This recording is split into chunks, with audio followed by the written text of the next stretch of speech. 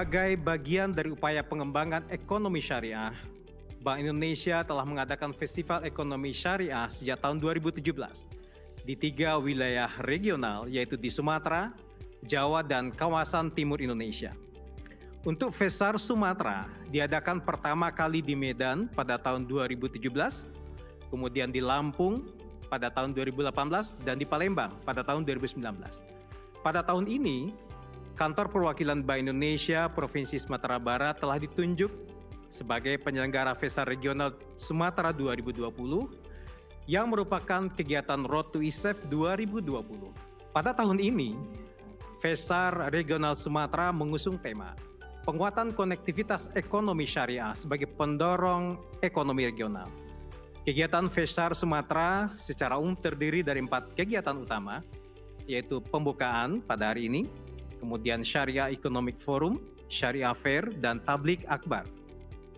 Dalam kegiatan Syariah Economic Forum secara virtual, pelaksanaan seminar dan workshop dilaksanakan oleh KPWBIC Sumatera secara bergiliran setiap hari dari tanggal 14 sampai dengan 20 September 2020 dengan tema utama Ekonomi Keuangan Syariah, Perkembangan Model Usaha Pesantren, Aktivitas Lembaga Ziswaf, dan pengembangan usaha produk halal.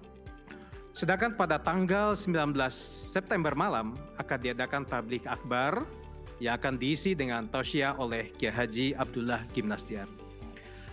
Perkenankan kami mengucapkan terima kasih atas dukungan semua pihak, baik Departemen Ekonomi dan Keuangan Syariah, Departemen Pengembangan UMKM dan Perlindungan Konsumen, dan Departemen Regional dari Kantor Pusat Bank Indonesia, kepada Kantor Perwakilan Bank Indonesia se-Sumatera, pemerintah daerah, dan semua stakeholder Bank Indonesia di semua provinsi di Sumatera, sehingga Fesar Regional Sumatera 2020 dapat kita laksanakan mulai hari ini. Selanjutnya kami juga mengundang Bapak Ibu untuk dapat berpartisipasi dalam webinar Fesar Regional Sumatera maupun dalam kegiatan lainnya. Kami di Sumatera Barat melihat Fesar ini sangat cocok, sangat tepat dengan keadaan, adat, budaya, kondisi yang ada di Sumatera Barat. Kembang terpal jualah koran, banyak orang akan membeli. Memang festival secara bergiliran, Fesar di Sumbar cocok sekali. Kenapa demikian? Kami sampaikan kepada hadirin semuanya. Sumatera Barat adalah provinsi yang di dalamnya mengandung filosofi dan falsafah adat besandi sara besandi kitabullah yang kita singkat dengan ABS SBK. Dan ini sangat sesuai dengan kondisi masyarakat kita di Sumatera Barat terkait dengan ekonomi syariah. Bunga seroja, bunga bakung dibawa anak ke daerah Lunang. ABS SBK sangat kita dukung dalam kehidupan masyarakat di Minang.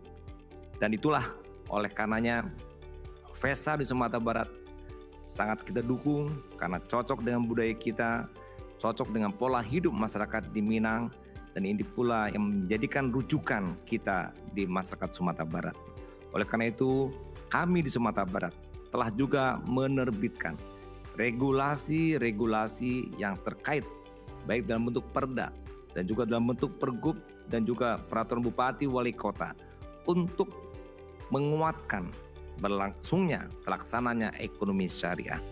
Dengar kabar, dengarlah informasi kapan pastinya berlabuh kapal.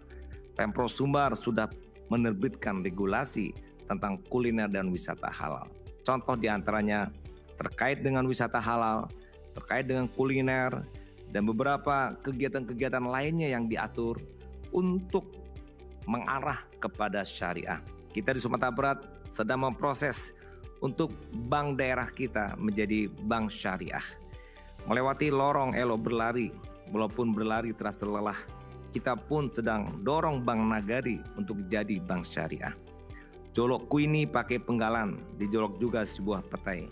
Konversi bank ini sedang berjalan, tahun depan insya Allah selesai.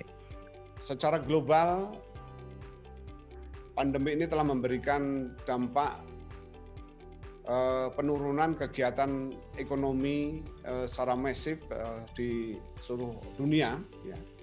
Sehingga menyebabkan ekonomi dunia pada tahun ini terkontraksi sebesar minus 4,1%. Ini terjadi baik di Amerika, kemudian juga di Cina, di India, di Eropa, semuanya terkena karena dampaknya ini, ya. Tentunya ini memberikan implikasi kepada jumlah pengangguran yang sangat besar sekali peningkatannya.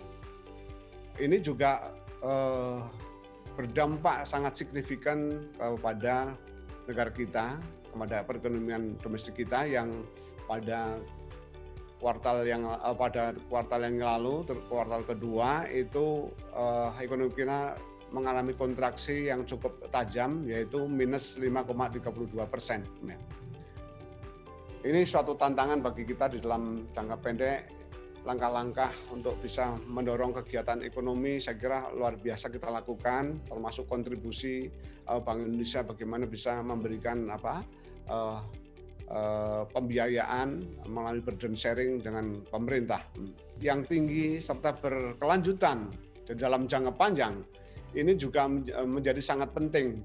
Hal ini terlebih kita mempunyai cita-cita ingin menjadi negara maju. Negara maju di tahun 2045. Ini yang sudah kita dicanangkan oleh pemerintah. Ini tentunya tidak main-main kalau membawa ke sini, tidak gampang ya.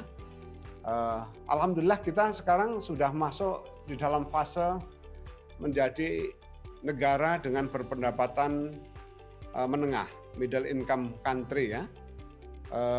Rilis dari Bank Dunia terakhir di Juli yang lalu, income per kapita kita sudah 4.050 US dollar ya per kapita. Kita sudah masuk ke middle income country. Jadi Indonesia maju itu adalah Indonesia yang berpendapatan tinggi, kemudian juga Indonesia yang digital. Jadi kita saat ini sudah familiar dengan perkembangan teknologi, telekomunikasi, kemudian internet, data, kecerdasan buatan ya. Inilah sekarang yang harus kita manfaatkan supaya bisa mengangkat ke arah tadi menjadi negara maju. Untuk ke situ kami melihat bahwa yang menjadi salah satu pendorong utama yang menurut saya yang sangat potensial adalah pengembangan ekonomi dan keuangan syariah.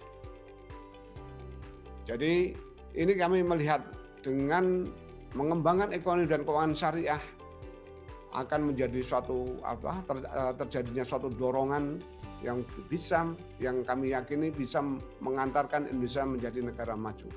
Atau istilahnya Pak Wapres itu ada semacam new wave of economy, gitu. Ekonomi arus ekonomi baru yang bisa mengantarkan ekonomi Indonesia menjadi negara maju yang juga digital.